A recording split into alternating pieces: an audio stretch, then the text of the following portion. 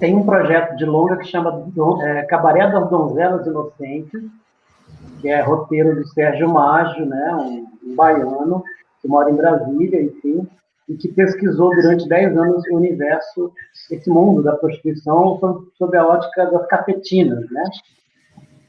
E aí, quando eu propus a ele transformar esse livro que ele escreveu em roteiro de longa, eu falei, Sérgio, eu gostaria de conhecer pelo menos uma cidade que tivesse esse histórico, né? E que, no caso, Nazaré é a terra da Saiana, conhecida como a mulher do facão. E aí eu estive aí em Nazaré e foi muito legal, né? Porque é uma cidade que guarda toda uma história. E foi uma grande surpresa encontrar um cinema de rua, como aquele, né, da minha infância, totalmente restaurado, né? Uma maravilha, né? Considerando tudo que esses cinemas vivenciaram ao longo dos anos 80 e 90, né? Com o fechamento das salas, a transformação dessas salas, parte em igrejas evangélicas, parte em shoppings, enfim, dependendo da localização, né?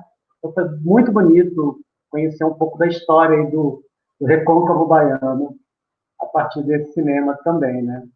Cine Sentido, que é um filme que eu fiz em 2013, e eu diria que ele é semi-autobiográfico, porque quando eu era criança, no interior de Mato Grosso do Sul, numa cidade de 9 mil habitantes, Vianópolis da Laguna, a gente tinha um cinema, como tinha na cidade vizinha, que era uma cidade um pouquinho maior, ou seja, naquela época, né, no início dos anos 80, final dos anos 70 também, tinham muitos cinemas naquela região de Mato Grosso do Sul.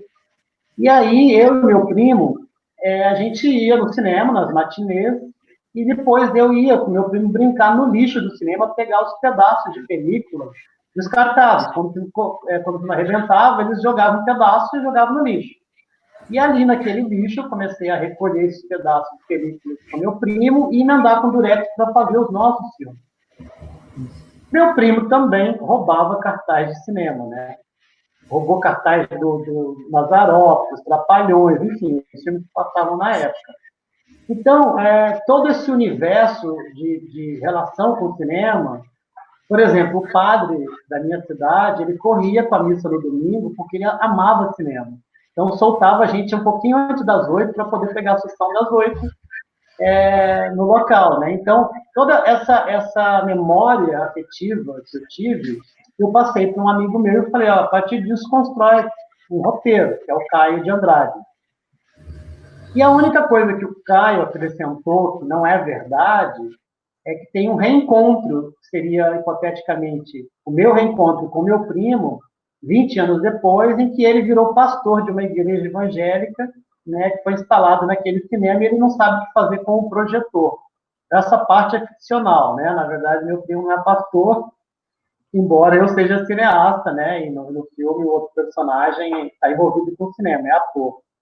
Então, resumidamente, para mim, muito mais do que a igreja, né, que eu frequentava, o cinema foi meu grande templo de salvação para um moleque como eu, né, aos meus 10, 11 anos de idade, sem nenhum contato com outros lugares, que não fosse aquela cidade, aquele microcosmo, de repente ter contato com tantas outras realidades através do cinema, né, daquela caixa mágica que, para mim, me transportava para muitos mundos e que me fez ser o artista, né, o diretor de teatro, de cinema que eu sou hoje, foi aquele cinema que chamava Cine Condor. No caso, eu mudei o nome porque aqui no Rio eu encontrei em conservatório um cinema muito interessante dentro do quintal de uma pessoa que é o Cine Centímetro, né, que foi construído a partir de uma réplica do Cine Metro que existe na Tijuca. Então, quando eu vi aquelas locações, eu falei, não, é aqui. Eu vou fazer meu filme, já que na minha cidade o meu cinema já não existe. Eu sou Eudaldo, realizador também audiovisual. Estou na mostra com 3 curtas. O Cine Rio Branco, que é esse que você já compartilhou aí, que conhece, que visitou, né? Teve essa oportunidade de conhecer o Cinema Rio Branco aqui de Nazaré, que está aí há 92 anos. Então, foi um filme que eu fiz em 2017, né? Um documentário sobre esse cinema, né? quando ele comemorou 90 anos. Agora, mais recente, foram 2 trabalhos feito nesse momento de pandemia. Um curtíssimo de 3 minutos, chamado Os Cinemas do Brasil em Tempos de Pandemia, que foi realizado para o edital do Itaú Cultural, de Como Respiro. E agora também tivemos a oportunidade de participar da oficina do Lanterna Mágica, oficina do Festival Internacional de Cinema de Arquivo, e foi uma oportunidade de estar realizando um trabalho a partir desse material de arquivo, do Arquivo Nacional. Então, foi uma pesquisa aí que girou em torno também dos cinemas de rua, e foi um trabalho compartilhado com o realizador Guilherme Ramos, do Ceará. Então, a gente fez aí essa obra à distância, neste momento de pandemia, a partir de arquivos, né, dentre outros acervos, material do Arquivo Nacional.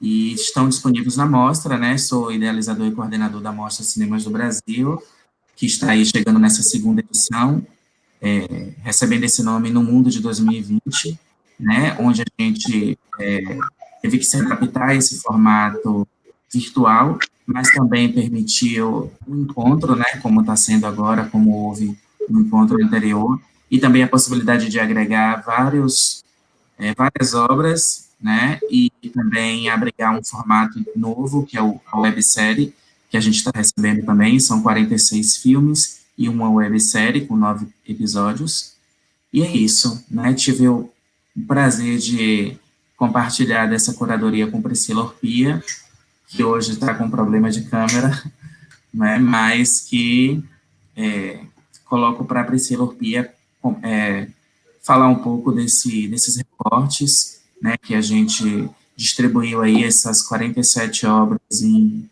9 recortes, né, que aí que está agrupando determinado número de filmes, né, de acordo com temáticas, enfim.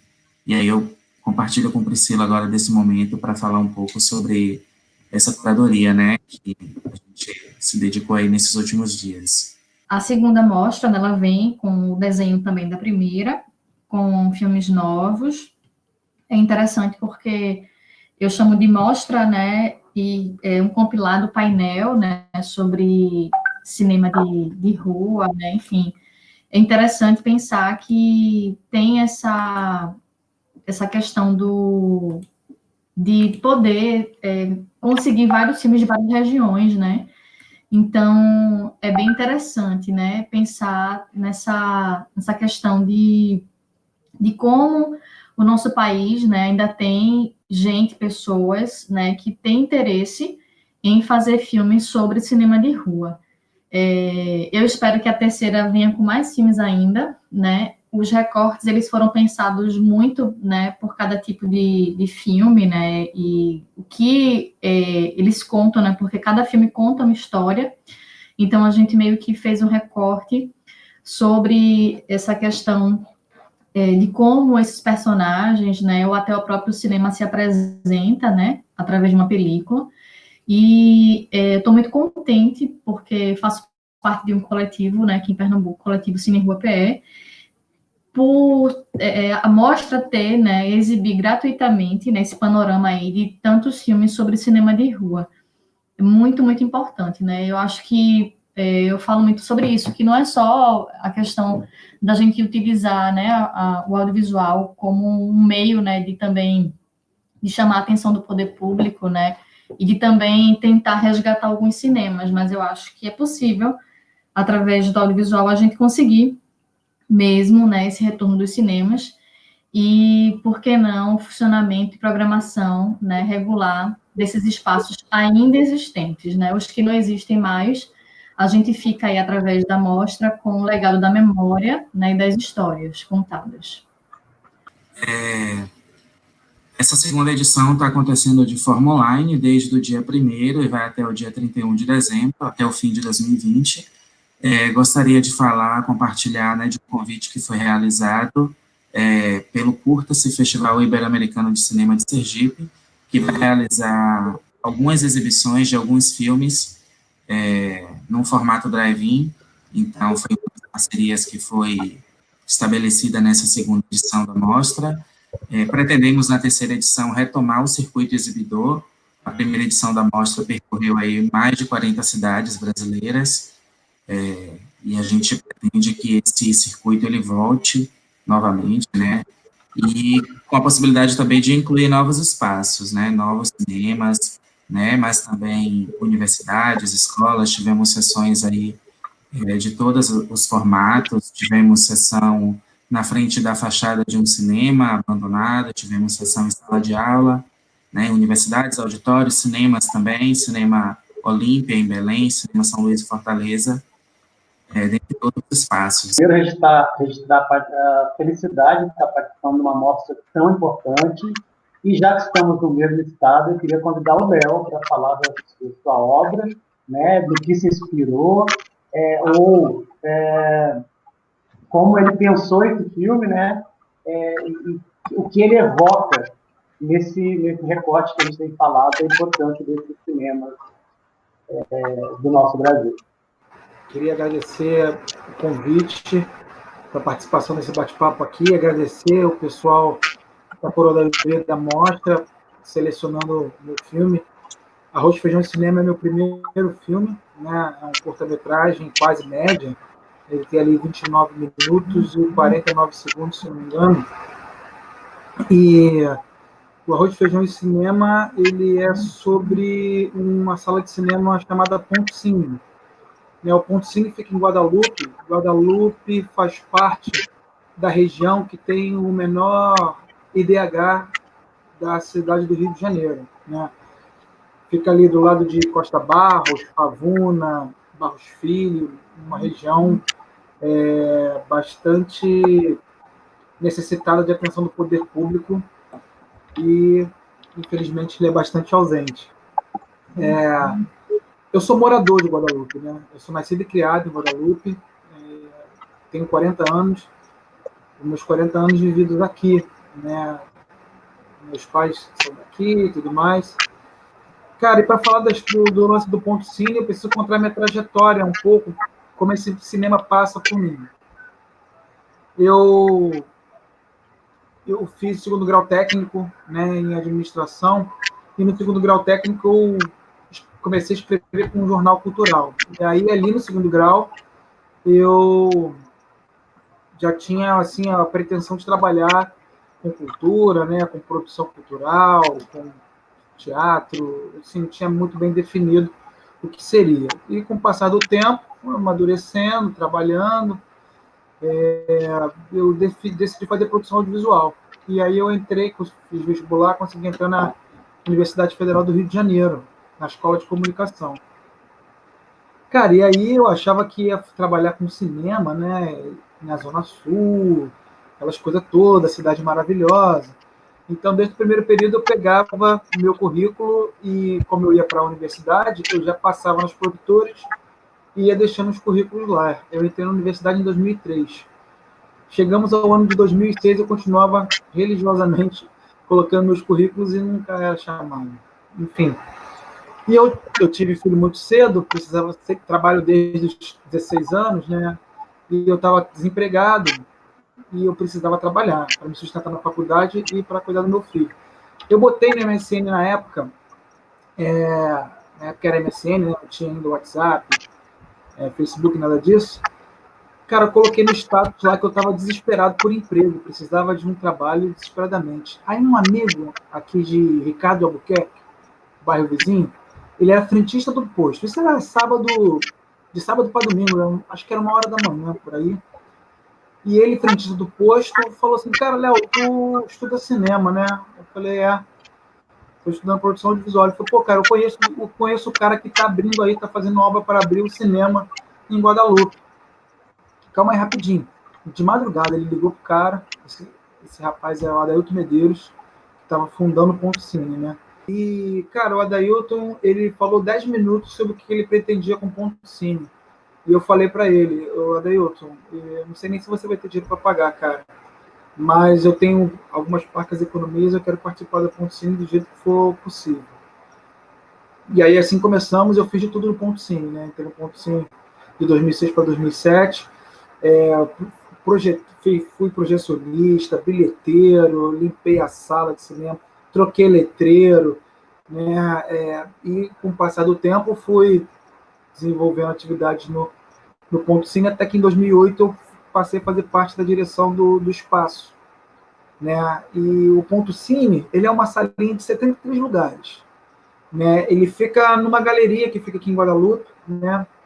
Não é um cinema de rua, geograficamente falando, mas ele fica numa galeria a talvez 50 metros da calçada, de fato. Mas o Ponto Cine, ele, pelo tamanho dele, ele não poderia ser um cinema de 35 milímetros. Lembrando que, falando de 2005, 2006, o período da obra, o cinema digital era um tabu no Brasil, né? Os especialistas do cinema diziam que levaria ainda mais 20 anos para a projeção digital acontecer. Desculpa. Mas o Ponto Cine não poderia colocar um projetor de 35 milímetros, senão a sala teria menos de 30 lugares, porque o tamanho de uma cabine de projetor de 35 milímetros levaria mais da metade do espaço da sala de cinema. E aí o Adailton partiu para uma pesquisa e encontrou uma empresa em São Paulo que se chamava Rain Network, que tinha um player de exibição chamado Kenocast. E esse player nada mais é do que o modelo de streaming que temos hoje, né?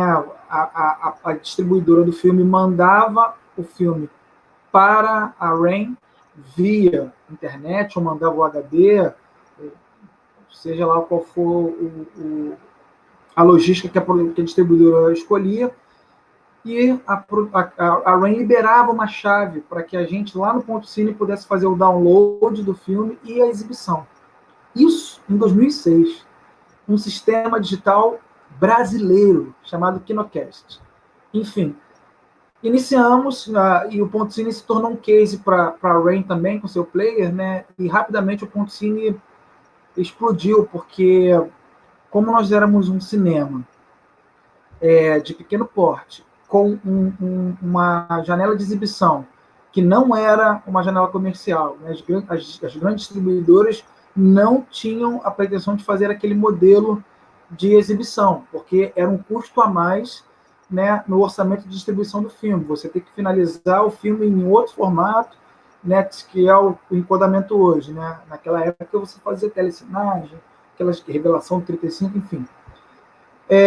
A gente partiu para algumas distribuidoras que estavam iniciando no mercado, que tinham um orçamento pequeno, e fizemos um trabalho de convencimento para essas distribuidoras lançarem também Kinocast. E, paralelo a isso, a gente fica no subúrbio do Rio de Janeiro, e também o senso comum diz que o pessoal do subúrbio, das periferias, não tem muito interesse por cultura, né? O Brasil, ele tem esses tabus, assim. O pessoal que não tem pouca escolaridade, ou que, né, não está ali nos grandes centros urbanos, tende-se a configurar que o pessoal ali não consome muito. Então a gente precisava fazer um cinema que cabia no orçamento dessa população e gerar atrativos para que essa população abraçasse a ideia do cinema. E assim nasce a promoção social de cinema, que era um projeto de formação de plateia e tudo mais, como aparece no filme. E aí a gente começou a lançar filmes e trazer realizadores dos filmes para debater com a plateia. E aí veio Cacá Diegues, né, veio Pedro Bial, Luiz Fernando Carvalho, Flávio Baurac, ator, né, veio Celton Mello, Caio Blá, até Caetano Veloso veio debater um filme sobre a Tropicália. E o Ponto Cine se tornou o maior exibidor de cinema brasileiro em todo o Brasil, e eu costumo dizer que do mundo, porque fora do Brasil pouco se exibe filme brasileiro. Então, desde 2006, a gente ganha todos os prêmios da Ancine, bate todos os recordes de exibição como exibidor de filme brasileiro, porque a gente só exibe filme brasileiro. O Ponto Cine só exibe filme brasileiro, não tem nenhum outro tipo de cinematografia exibida lá. Cara, esse é o Ponto Cine que transformou minha vida, foi a maior quebra de paradigma. Mas o mais importante do que toda essa trajetória comercial do Ponto Cine que eu narrei é o impacto sociocultural que o cinema trouxe para o bairro. E é isso que eu busco registrar no meu filme.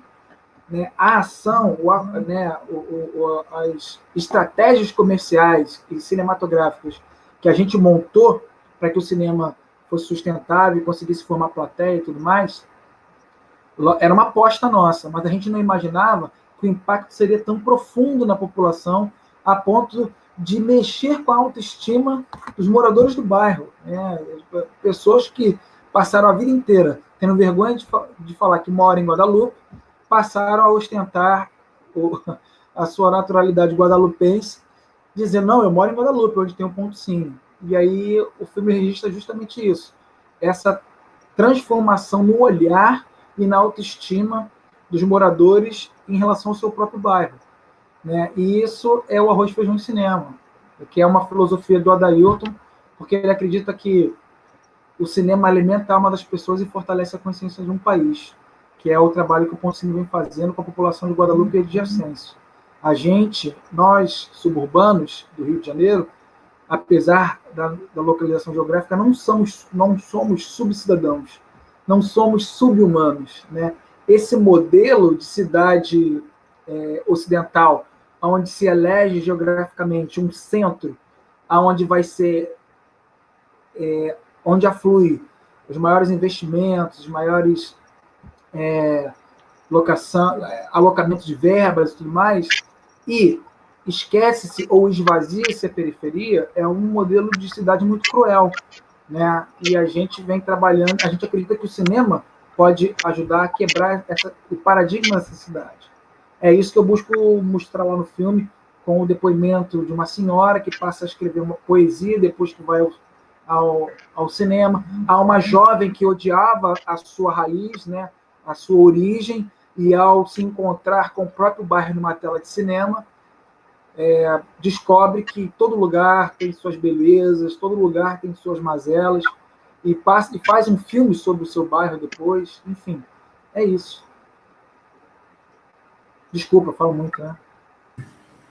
Obrigado, Léo. Eu ia falar justamente isso sobre a poesia, né? Isso que você falou da possibilidade desse espaço exibidor, né, ser um referencial aí de orgulho para esses moradores, né, que agora sim passam a se identificar como guadalupenses, como você falou, a ponto de ter essa personagem aí, né, essa frequentadora, espectadora, que fez essa poesia, né, que é o que encerra, né, se não encerra, é o que está ali na parte final do filme, né, que é um momento bem importante, né, tocante, assim, acho que vem como uma confirmação de todas as outras falas anteriores, né, essa questão da importância deste espaço para a comunidade e para os moradores, né, bem importante esse filme, parabéns, e que massa que a gente conseguiu chegar até ele, né, como você falou, né, ele está a 50 metros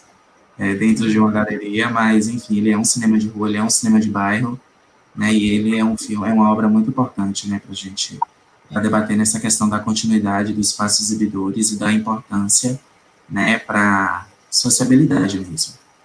O Eudaldo, só fazendo uma colocação, uma coisa importantíssima que a gente discute, assim,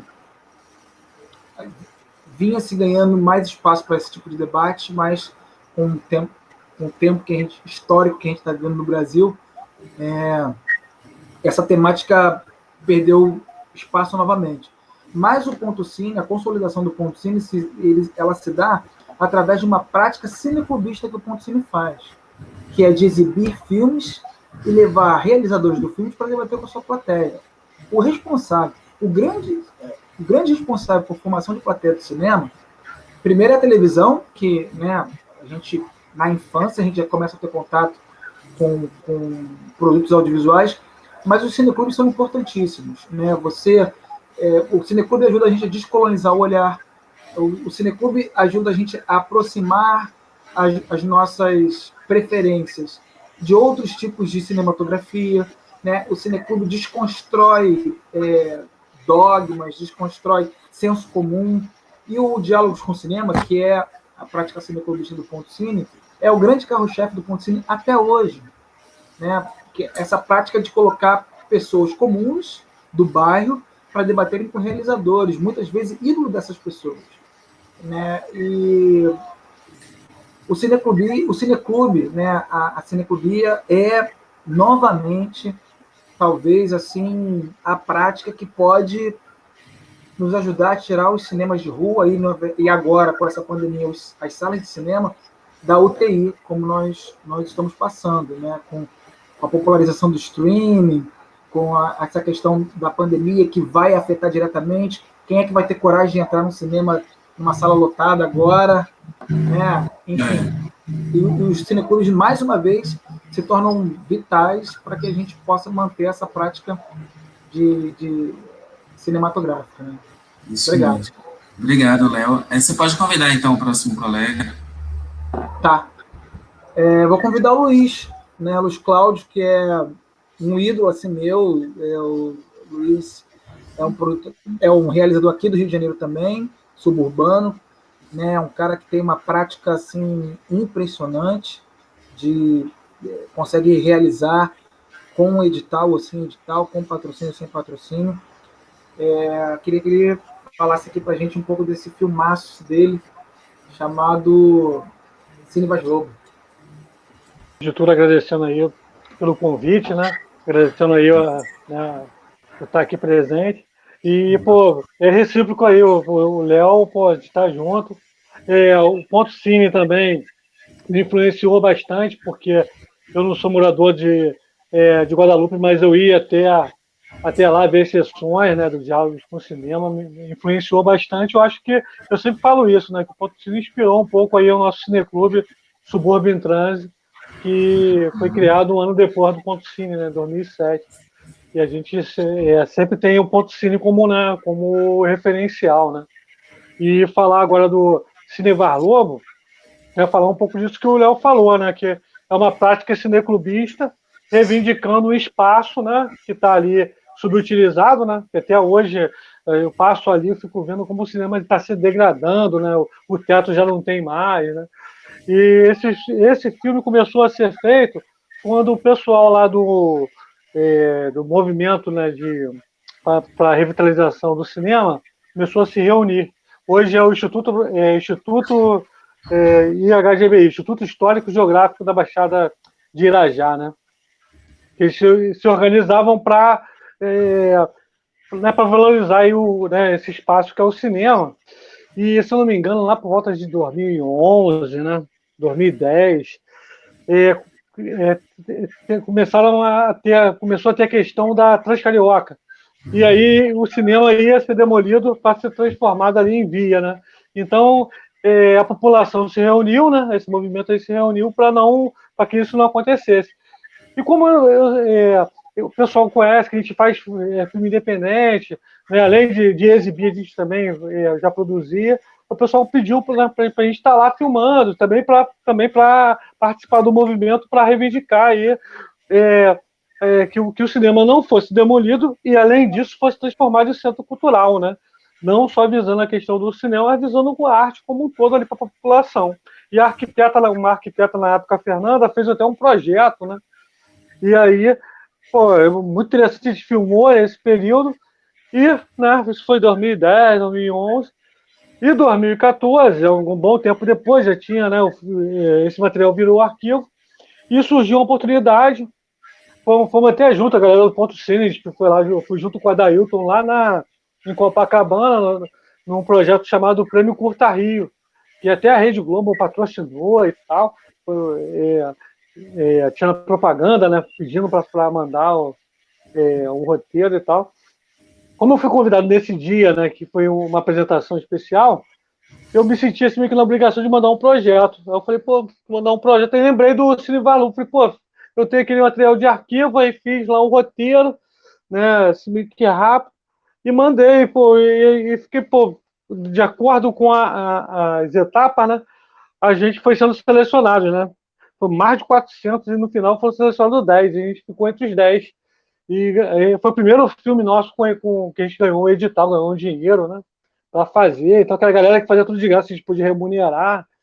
E foi interessante que a gente também chamou uma galera assim que, assim, o diretor de fotografia e o cara do som é o profissional, né, o Arthur Sherman e o Daniel Martins. E aí a gente falou, vamos aproveitar para aprender, né? Os caras se aproveitou e fizemos tipo, uma oficina com ele assim na prática, né? Ele, além de estar filmando, ele estava dando umas dicas para a gente aprendeu muito com esse filme. Então, o filme em si é uma prática cineclubista, né? Assim, exibir na parede do cinema, né? E essa versão que está aí, né? Que é o filme que foi exibido aí também na primeira mostra, tem né, esse espaço aí com alguns filmes que foi exibido na primeira mostra, ele é a versão de 6 minutos, que foi justamente para o prêmio Curta Rio, né? Que justamente esses 6 minutos não conta a história que levou a fazer o cinema, né? Porque eu falei, pô, 6 minutos não dá para contar tudo, não vamos entregar o filme, né? Aí eu tenho uma versão de 47 minutos que conta toda essa história, né? Tem uma entrevista inédita com o antigo dono, né? O primeiro lá, o herdeiro. Então, é um pouco dessa história. E o filme ele tem essa questão, né? Só para concluir falando dessa questão do cineclubismo, né? A gente é cineclubista, então a gente faz nessa questão, né? Exibir na rua, a gente faz uma questão de entrevistar as pessoas na rua, né? A gente tem, como o Léo falou, né? A gente aqui está em outra área, né? Mais próximo, né? Guadalupe e tal, mas aqui tem minha área aqui, Vista Alegre, Vila da Penha, e o Cine Var Lobo, no bairro Var Lobo, ele está ali ele fica na encruzilhada, né? Entre Madureira e Irajá, né? Vicente de Carvalho, ele liga os pontos, né? Ele, na verdade, é um bairro de passagem e que, ultimamente, ele está entrando em decadência, né? O filme mostra um pouco isso. Então, mostrar, né, a luta da população para buscar um centro cultural, né, acho que isso é reivindicar um espaço essencial, né? Hoje em dia a gente sente essa falta, né? Eu sinto muita falta de ir ao cinema, foi como o Léo falou, de não você só ver o filme, mas conversar, né, sobre o filme, ir num espaço que tu sabe que ali tem um centro cultural, onde vai ter cursos para você se aperfeiçoar. Então, o filme é um pouco sobre isso, entendeu? É um pouco o que eu tenho que falar. Valeu, eu agradeço mais uma vez aí pela presença, pela participação aí. É um filme também realizado numa oficina, né, isso, do Recine. Foi, exatamente. A gente teve também outro filme que foi realizado, não sei se na mesma oficina, mas é o Casa Sem Janela. Sim. Foi realizado em 2014. O Marcelo conversou com a gente aqui no primeiro... Depois da primeira Mostra de Cinemas do Brasil, né, percorreu aí esse circuito de mais de 40 cidades, e agora também está disponível nesse formato online.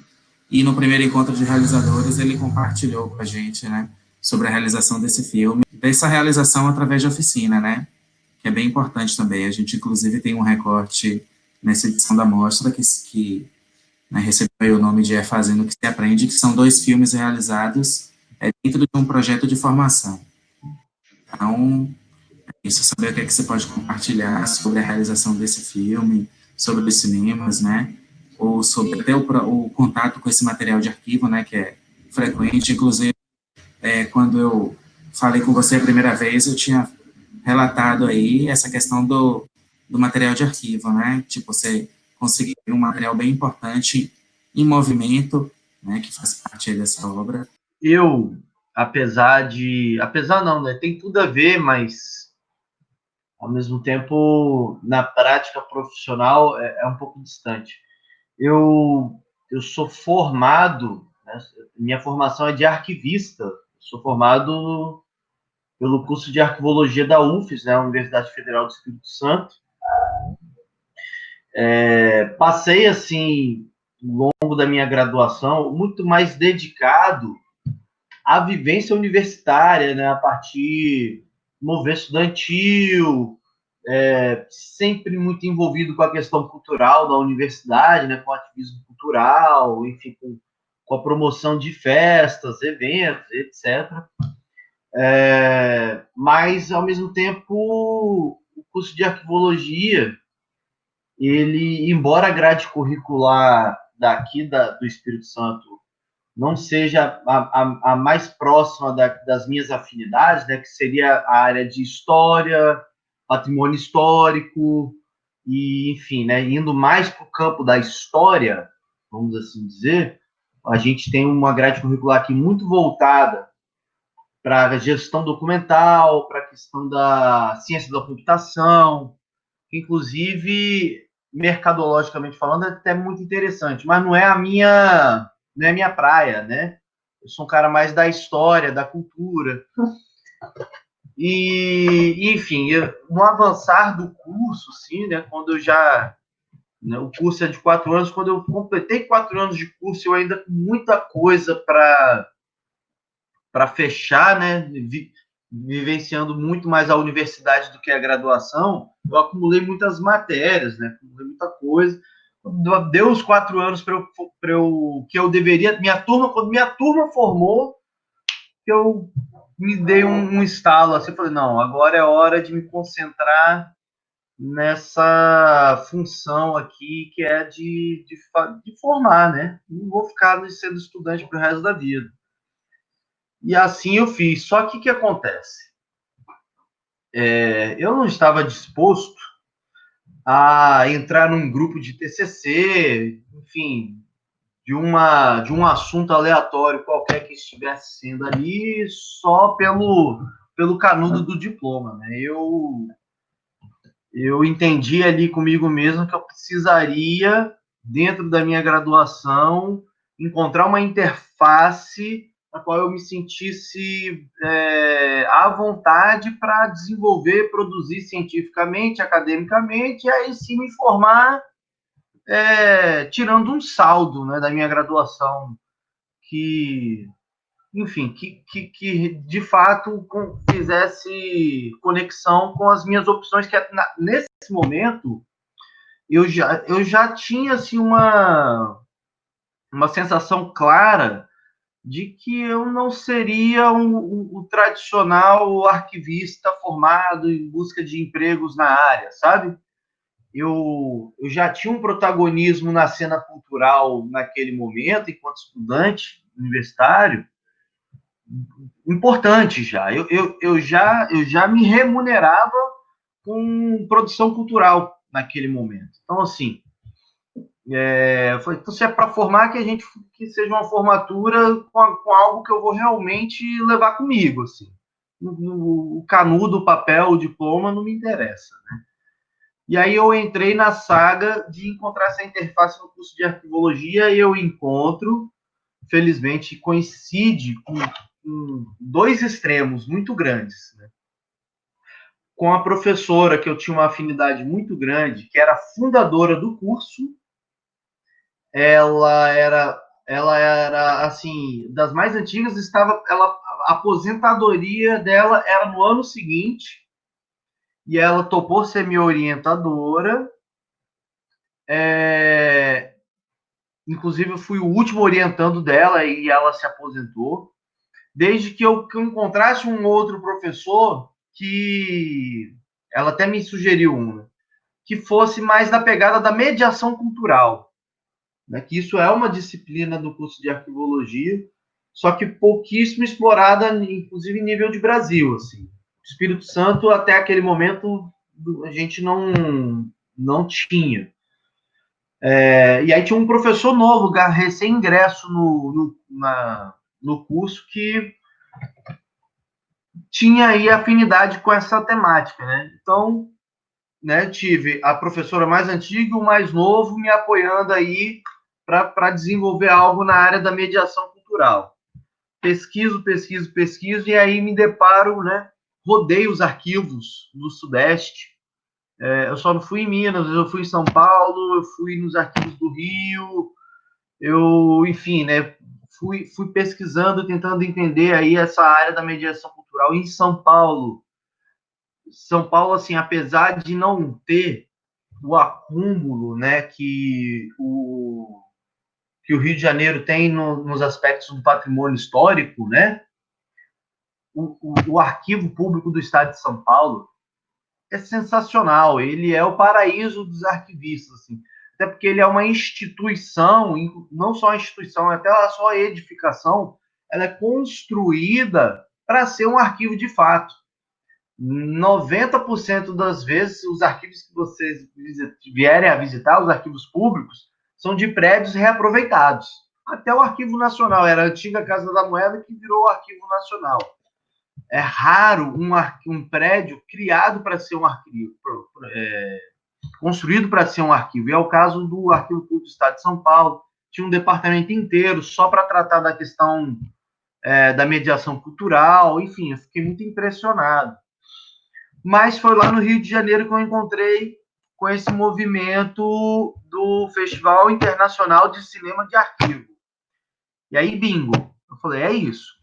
É nisso aqui que eu vou me aproximar com profundidade total para desenvolver aí academicamente e me formar. E fui participar do Recine, né? Participei de uma seleção, enfim, né? Me dediquei muito. E o que aconteceu? O filme Cinelândia Capixaba, ele foi uma ideia, né, para desenvolver lá na oficina, baseada num trabalho de um outro professor muito importante também na minha trajetória acadêmica, que ele tem toda uma pesquisa, um acervo fotográfico, uma pesquisa profunda, ele tem livro publicado sobre as salas de cinema do Estado do Espírito Santo. Ele é o maior especialista nesse assunto no nosso estado, né? E aí, inclusive, ele a base dele, dentro lá do curso, da história. Ele vinha da história, né? Ele já era um historiador antes de virar um arquivista. E aí eu colei com essa narrativa aí, achei interessante, tudo a ver, contar essa história, né? Trazer enfim, né? Entender como é que impactava a sociedade capixaba, né? Eu afunilei bastante, fui só para a capital, né? Tratar só da capital. E óbvio também, né? Porque já tinha essa pesquisa, né? Já tinha esse material, estava simples ali para fazer algo realmente relevante e que tivesse conteúdo disponível, né? Que tivesse material disponível. Então, assim eu fiz, né? O Arquivo Nacional me forneceu imagens, o Arquivo Público do Estado do Espírito Santo. Só fazendo um parêntese para vocês, a questão da mediação cultural na área da arquivística é muito bacana, porque ela trata os arquivos públicos, né, as instituições de arquivo, não só os públicos, né, as instituições de arquivo, uma perspectiva de mediar, né, os construtos, os monumentos, enfim, né, aquelas peças, né, que são, dependendo de arquivos históricos, são monumentos também, fazendo uma mediação cultural no seu contato com aqueles materiais, né, com aquelas matérias, que é exatamente o que faz os museus e as bibliotecas. E aí, não por acaso, a arquivologia, a biblioteconomia, a museologia, elas são graduações de uma área maior, né, de um guarda-chuva maior, que é a ciência da informação. Só que a arquivologia ela é a área mais recente e menos explorada nesses campos. Então, assim, a gente tem uma avenida aí para tratar em relação a isso nesse campo da arquivística, né? Então, assim, eu fiz uma entrada nesse caminho aí, nesse meio, né? E aí o filme da oficina, né, fazendo esse aproveitamento todo, né? Ele era fundamental para o meu objeto de pesquisa para o TCC, né? O meu objeto de estudo.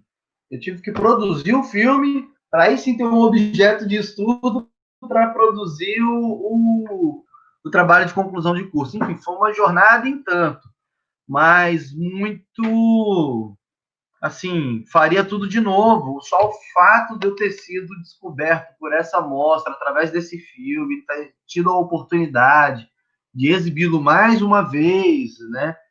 quer dizer, só prova que, enfim, que o meu movimento nesse aspecto foi assertivo. E tá aí, né, uma obra disponível para falar um pouco da história dessas salas aqui na nossa cidade. Esses prédios, eles ainda estão, né, à vista, né, a gente ainda os reconhece. Tem um dos que foi mais exuberantes, assim. Ele hoje é uma igreja universal lá no centro histórico, e ele consegue, ele ainda tem a sua arquitetura preservada, né? E muito engraçado, ele foi um case de um cinema construído para ser cinema e para ser o maior cinema, sala de cinema do estado, assim, que foi durante muito tempo. O que é uma história curiosa, porque a maioria das salas de cinema era muito comum que os teatros também fossem utilizados como salas de cinema, né? Eu estou falando do. Nossa, Santa Cecília. Cine Santa Cecília, ele foi construído para ser a maior sala de cinema focada em cinema, isso na década de 50. Enfim, é uma história muito.